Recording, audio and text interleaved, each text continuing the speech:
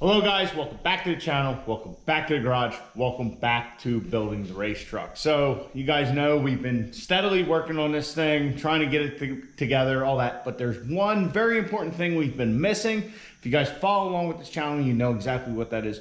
For the longest time, just to have this truck mocked up with our 4-link suspension, we've had some bars in there stiffening things up, well not stiffening things up, but supporting things from the axle. So we didn't have anything suspension-wise in the rear. We just had a solid suspension, basically. So as you guys can see, that is no longer the case. We'll get into what exactly is going on here in a second. But we removed our 2 bars that made up our suspension and supported our truck like in the rear, you know, as a suspension normally would, I guess is. Well, it's not the best way to say it, but that's how I said it. So anyway, we got rid of these because we're putting these in. So we finally got the rear suspension for the drag truck. The axle is going to be located by our 4-link, but in order to support the frame, we're going to need, you know, some kind of spring setup, like a leaf spring that normally came on the truck. But since we converted it to a 4-link, now we need to go to a coilover, and here they are. Now, we are missing some parts. So these are our new coilovers. These are coilover shocks from the guys at Menser, whatever, Motorsports. We got these through the guys at Hardway Performance. This is who they recommended. If you look at Menser's stuff and who they're associated with, there is a ton of fast stuff running their coilovers. Now, like I said, we are missing some parts. Some parts of this didn't arrive yet. I said it's a coilover, but there's no coil. So we have some aluminum tubes to fill that gap just to support the truck for right now. But we have everything we need to get our bracketry from from the Firepunk 4-link kit installed. So I basically have it here installed on our coilover, or really it's a shock at this point. We have everything we need. These can be mounted either way. Since they have a reservoir, we're going to put this side on the top just because that way it'll make locating the reservoir easier. Plus, this will be the side that moves with the frame. That'll be the side that moves with the axle. To me, it just makes sense. So why did we go with Menser? First off, the guys at Hardway, this is who they recommend, but also this is not an off-the-shelf part. We sent them the weight of the drag truck. When we weighed this thing on the corner scales, we sent them the weight, our expected horsepower range, what we were running tire-wise, what we were running, you know, that we have a 4-link. All of that is taken into consideration. Now, we are on our Hoosier radial tires. I don't know if this is a permanent tire for the truck or not, but it is what we currently have, so we're setting the truck up for that. If we switch to like a bias ply or a traditional slick, maybe we will have to get these reworked, I don't know. But all the valving and stuff is set up for a radial tire right now because that is what we are running. So like I said, custom ordered, had to wait for these things for quite a while. I think the original quote was 3 to 4 weeks. Got them in a little bit over 2 weeks, but it definitely put some plans on hold. Just not doing my due diligence and ordering these things as soon as we had the truck corner scaled. So anyway, here's our coilovers. Here's what's going in the truck. Like I said, we're going to be supporting it on aluminum tubes. They're going to be taking the place of our springs. When our springs come in, we can dial everything in with these adjusters down here and get the ride height exactly where we want it, which is where it's at right now. So the current setup on the truck is, last night I took this thing, I deleted the bars that we had supporting it. I cut all that out, cleaned up our frame, cut down this tube. This is a piece of 1 5/8" dough call that we got from our man MD Diesel Fab a long time ago when we were doing cage work and all that. But I specifically saved this bar for this job. So we got everything cleaned up. We should be good to go. Our bar is to length. We have the ride height sitting on these little jack stands. So everything's set up. Got our, you know, power switch and our parachute cable, our parachute, all that stuff's out of the way just to make it easier to get in and out of the truck. Now, with mounting coilovers and all that, I want to put them as vertical as possible, which in our case, I think we can put them 100% vertical because it makes adjusting it easier. When you get into adjusting the 4-link, the coilovers, all that kind of stuff, which I forgot to say, they are double adjustable coilovers. We can adjust the, what is it? The rebound and compression. I don't know. I'm not very good with the terminology right yet. It's still something I need to learn about, as well as setting up our 4-link. But they're double adjustable coilovers, so we'll be able to adjust the rebound and compression. Compression's the other one, and get the truck dialed in. So if track conditions change, you know, the truck's not hooking right, whatever, we can adjust all that stuff. So when you install the coilovers, if you can put them as vertical as possible, there's a calculation. I forget even what it's called and all that, but if you know, say it's 2 to 1 or whatever the ratio is, or I don't even know what the actual term is. I'm sorry, but it's all just new stuff to me. It's knowledge I have to learn. But anyway, if you tilt them back, now that changes it. So if your number's a multiple of 2 or whatever, now it's a multiple of 1.7 or something like that. Just adds math into the equation. If you can keep it simple, keep them upright, it makes it easier. So basically, we have to get our cross member exactly where we want it, and we're gonna get our coilovers in. And what's going to dictate the location is pretty much going to be this bracket here. I did think about putting them under the frame or even outside of the axle, but we're just going to kind of do what everybody else normally does and put them inside the frame here. As far as we can get it to the frame side with this bracket, you know, that's what we're going to do, and then mimic that on the other side. So, like I said, this is all going to require a lot of learning when we're all said and done, when we get the truck operating and all that. But as much as I've been trying to read up, watch videos on it, it's a lot to take in. You've really got to focus on it until you, I think, see the practical application. It's just going to be kind of hard to get it all in your head, at least for me right now. So anyway, let's start getting these things in, get everything tacked up, and then we can finish weld everything and just get our coilovers in. So finally the truck will be ready to go when we get our springs, and then we can take these aluminum tubes out and the truck will be ready to run, race, dial in. Well, we're not ready to race yet. We got to still dial everything in, but that is coming. So sorry for that big talking point. Let's get to work and get these things mounted up.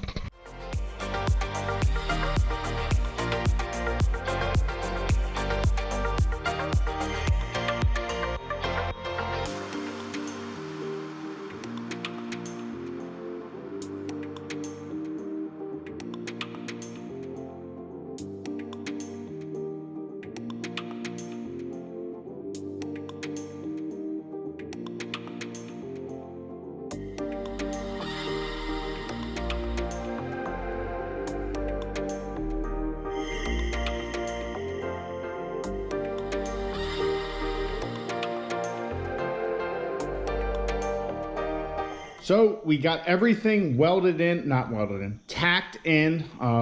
We got everything other than our tube here, because what I'm going to do is actually pull that out so I can get good weld on all this bracketry. But we're tacked on our axle, we are tacked up on our bar. Everything is good. Our coilovers are shocks at this point.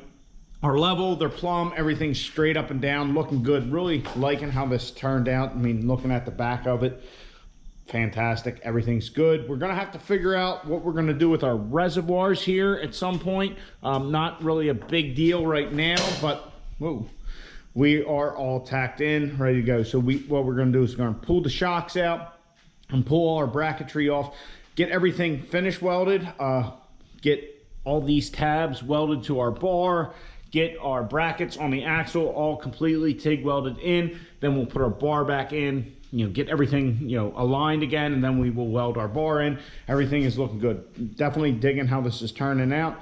Can't wait to put our temporary, not springs in and get this thing just back on the ground so we don't have anything, you know, welded to it. Basically, we will have all of our suspension other than our springs. So let's pull all that off, get everything welded in, and we will be looking good. Also, while we were working on the truck, I didn't even hear him. Yeah, so the FedEx man showed up, and we got a couple other things for another little project. When I say little, well, well, you see the boxes. It's not a big deal, but it is. So anyway, let's get to finishing our rear suspension here.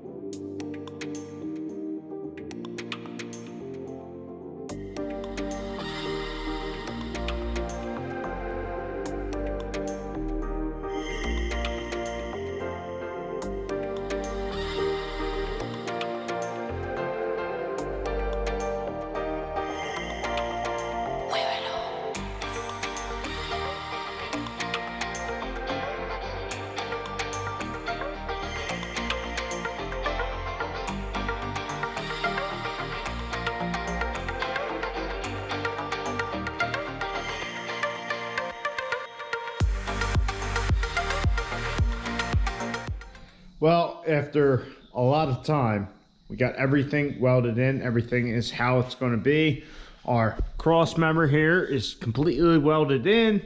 Our bottom brackets are completely welded to the axle. Everything's looking good. Very happy with how that all turned out. Straight up and down, looking good. Just very happy with everything. Like I said, just took a lot of time, a lot of welding, but I am very happy with it. It just, when you stand back and look at it, everything looks right, everything's straight, fantastic, very happy with it. So now we need to install our our temporary springs, if you will. I don't know what to call them, but our little spacers, I guess spacers is the right word, but we'll install our temporary spacers until our springs get here. Then we can remount our parachute, put our nitrous bottle back in, all that. One thing we do have to do is come up with a mount for our little reservoirs for our shocks, you know, something where we can adjust them, because one of our adjustments is up here. Can't remember which is which. Our other adjustment is down here underneath the shock. There's a little, you know, thing to turn. I can't remember which is the rebound, which is the compression, but doesn't matter right now. We will figure that out when the time comes. So anyway, we'll get our spacers in, get everything bolted back up. Also, when I mounted these coilovers or shocks right now, I put them at their full length. So we have no compression on them whatsoever. What I'm gonna do is actually use the adjustment on this fire pump bracket to set where they should be.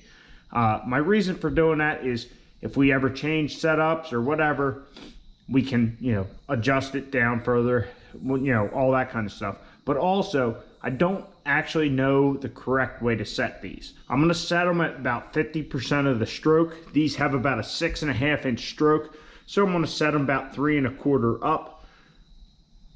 I've read multiple things online. Some guys say set it at 2/3 the stroke. Some say set it at 60% of the stroke.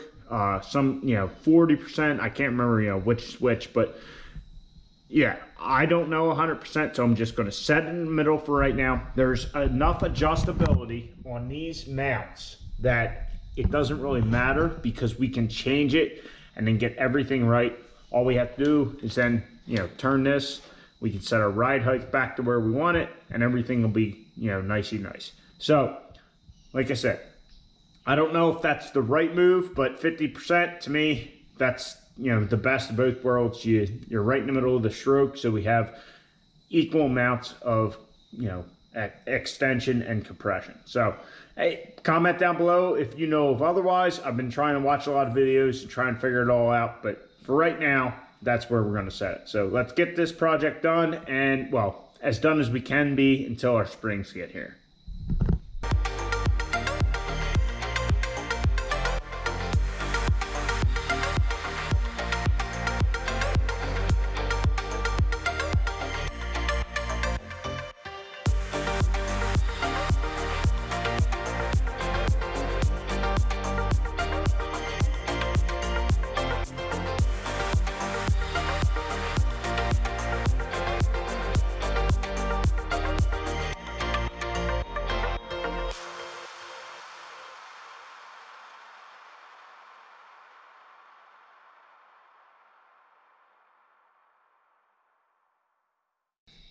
So everything is back together. We got our parachute back on, nitrous bottle back installed. We have our aluminum,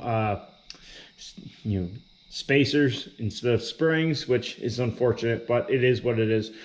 We have our reservoirs mounted via zip tie. That will change. I think those are going to stay in that location. I really like where they are, how it looks.